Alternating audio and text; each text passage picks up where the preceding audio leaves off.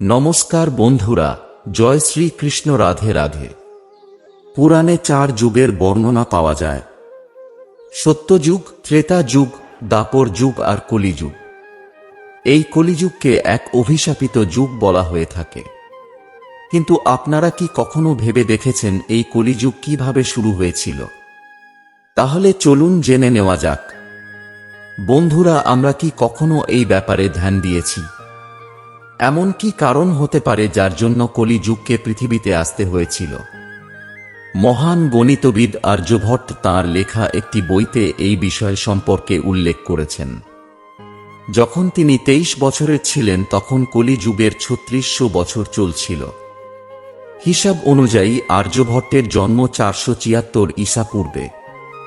গণনা করলে কলিযুগের শুরু হওয়া তখন 3102 ঈসা পূর্ব হয়েছিল, যখন ধর্মরাজ যুধিষ্ঠির নিজের রাজপাট সব রাজা পরীক্ষিতের হাতে তুলে দিয়ে অন্য পাণ্ডবদের সাথে দ্রৌপদী সহ মহাপ্রণয় হেতু হিমালয়ের দিকে চলে গেলেন। তখন স্বয়ং ধর্ম ষাঁড়ের রূপ নিয়ে সরস্বতী নদীর তীরে গাই রূপে পৃথিবী দেবীর সাথে দেখা করতে আসেন। গাই রূপী পৃথিবী দেবীর নয়ন জলে ভরা ছিল, তার চোখ দিয়ে একটানা অশ্রু ঝরে পড়ছিল।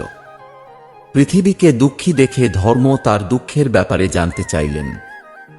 ধর্ম বললেন, হে দেবী, তুমি এই দেখে দুঃখী নয় তো যে আমার একটি পা নেই? তুমি হয়তো এটাও ভাবছ যে আমার উপর হয়তো দুষ্ট শক্তির শাসন হবে?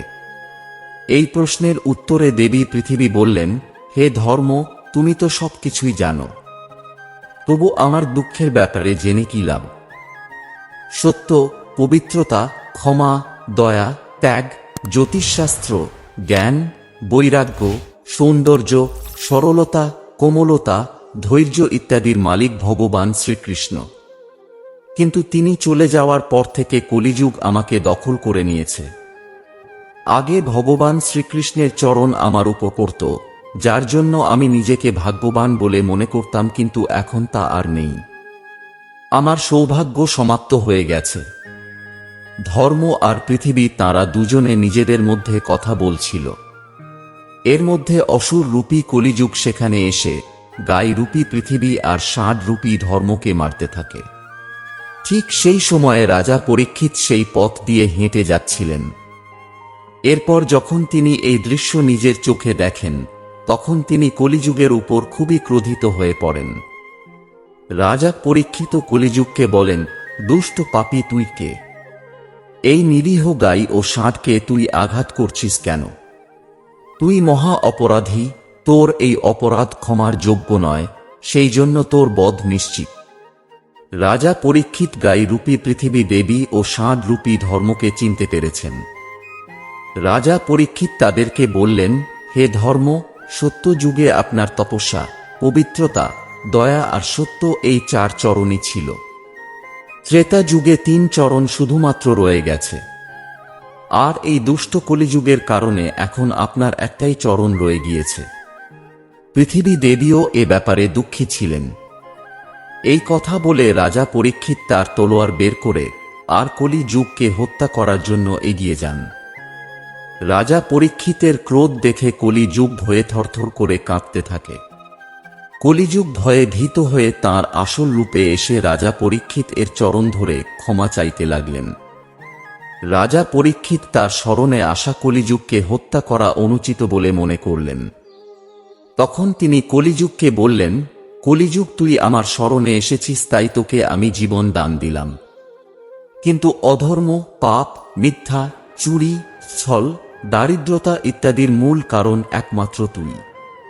তুই এখনই আমার রাজ্য থেকে বেরিয়ে যা, আর কখনো ফিরেও আসবি না। পরীক্ষিতের কথা শুনে কলিযুগ বললেন, হে রাজা, পুরো পৃথিবী আপনার বাসস্থান। পৃথিবীতে এমন কোনো স্থান নেই যেখানে আপনার রাজ্য নেই। তাই দয়া করে আমার থাকার জন্য কিছু স্থান প্রদান করুন। কলিযুগের কথা শুনে রাজা পরীক্ষিত চিন্তা ভাবনা করলেন আর বললেন, অসত্য, মদিরা, কাম আর ক্রোধের নিবাস এখানেও রয়েছে। তুই এই 4 স্থানে থাকতে পারিস। কিন্তু কলিযুগ বললেন, হে রাজা, এই 4 স্থান আমার জন্য যথেষ্ট নয়। আমাকে আরো অন্য কোনো স্থান প্রদান করুন। এরপর রাজা পরীক্ষিত তাকে স্বর্ণরূপে ৫ম স্থান প্রদান করলেন। কলিযুগ এইসব স্থান পেয়ে সেখান থেকে চলে গেলেন, কিন্তু কিছু দূর যাওয়ার পর অদৃশ্য হয়ে আবার ফিরে এসে রাজা পরীক্ষিতের স্বর্ণমুকুটে নিবাস করে।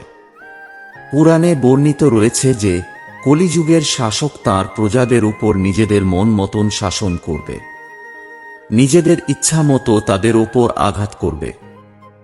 শাসক নিজের রাজ্যে অধ্যাত্মের পরিবর্তে ভয়ের প্রসার ঘটাবে, বহু সংখ্যায় মানুষ পালাতে শুরু করবে।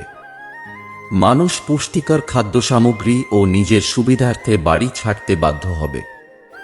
ধর্মকে উপেক্ষা করা হবে, আর লোভ, লালসা সবার মস্তিষ্কেই প্রবেশ করবে। মানুষ কোনো অনুশোচনা ছাড়াই অপরাধী হয়ে একে অপরকে হত্যা করবে। সম্পর্কই মানুষের জীবনে সবচেয়ে বড় প্রয়োজন হয়ে উঠবে। মানুষ খুব সহজে শপথ করবে আর ভেঙেও ফেলবে সেই শপথ। মানুষ মদিরা এবং অন্য জাতীয় নেশায় আসক্ত হবে। গুরুজনদের সম্মান করার ঐতিহ্য শেষ হয়ে যাবে। ব্রাহ্মণ জ্ঞানী থাকবে না, ক্ষত্রিয়রা সাহস হারিয়ে ফেলবে, আর বৈশ্যরাও সৎভাবে ব্যবসা করতে পারবে না। হিংসা অজস্র পরিমাণ বৃদ্ধি পাবে। বন্ধুরা, বর্তমানে এই সব কিছুই চলার পথে এক সাধারণ ব্যাপার বলে মনে করা হবে। তো বন্ধুরা, আজকের ভিডিও এখানেই শেষ করছি। আশা করছি ভিডিওটি আপনাদের ভালো লেগেছে।